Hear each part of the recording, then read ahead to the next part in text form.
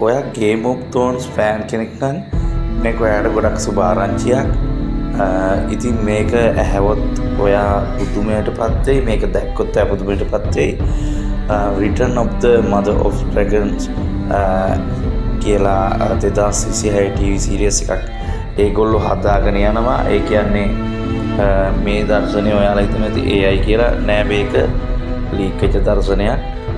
ඉතින් ඩැනියල් ටාර්ගැරියන්ට ඕගොල්ලොන්ට මතක ඇති ජෝන් ස්නෝ විසින් පීහැනුමකට ලක් කරනවා.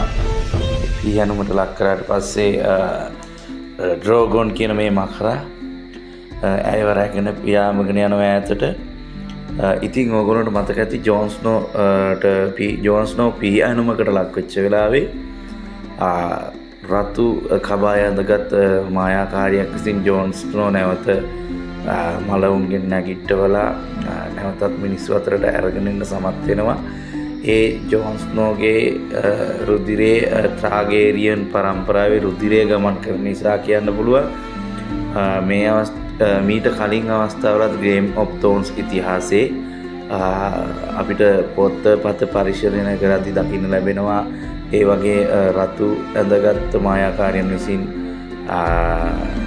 අතීතයේ ටාර්ගැරියන් වරුන් මලවුන්ගෙන් නැගිට්ටවපු. ඉතින් මේ ගුහාව ඇතුළට පියම්පාගෙන යන ඩ්‍රෝගොන් කෙලින්ම ඒ ගුහාව ඇතුළේ ඉන්න ඩැනියල් ටාර්ගැරියන්ට බෙහෙත් කරන ඒ වගේම රතු මායාකාරියක් ඉන්න තැනක තමයි යන්නේ. ඉතින් අපිට ගේම් ඔෆ් තෝන්ස් කතාමාලාව සහ House of the Dragon කතාමාලාව පරිශීලනය කරද්දී අපිට පෙන්වනවා තවත් රතු මායාකාරියක්. ගේම් ඔෆ් තෝන්ස් කතාවේ අවසානෙත් ඒක පෙන්වනවා.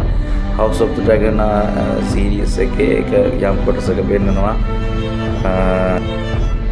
ඩේවන් ටාර්ගැරියන්ට සීන වගේක් පෙන්වනවා. ඒ සීනවලත් ඩැනියල් ටාර්ගැරියන් පෙන්වනවා සහ ඒ රතු මායාකාරිය පෙන්වනවා. ඉතින් මේ අවස්ථාවේ ඩැනියල් ටාර්ගැරියන්ට බෙහෙත් කරලා නැගිට්ටන දර්ශනයක් තමයි තියෙන්නේ. අපි යනුමට ලක්ුණේ පපුව නෙවෙයි, නමුත් මේක මේ AI කියලා කට්ටිය හිතනවා ඇති. මේ ටෙස්ටින් කරගෙන යන වීඩියෝ ෆුටේජ් එකක් මේක ලීක් වෙලා තියෙන්නේ. මේක අයින් කරන්න කලින් ගේම් ඔෆ් තෝන්ස් ෆෑන්ස්ලා මේක බලයි කියලා හිතනවා. ඉතින් she is not dead කියලා තමයි මේක හදන්නේ ඒගොල්ලෝ. Return of the Mother of Dragons Game of කතාමාලාව 2026 දී බලා ගන්න පුළුවන් ඒ බොහෝ දුරට. ඉතින් හැමෝම මගේ පේජ් එකට ලයික් කරන්න, කමෙන්ට් කරන්න, ෂෙයා කරන්න. මේ පෝස්ට් එක පුළුවන් තරම් මේ වීඩියෝ එක ෂෙයා කරලා යාළුවන්ටත් බලන්න, ෂෙයා කරන්න. එහෙනම් අපි මේ වගේ තවත් ලීක් එකකින් හරි අපි හම්බෙමු. ඉස්සරහට පණිවිඩ දෙන්න.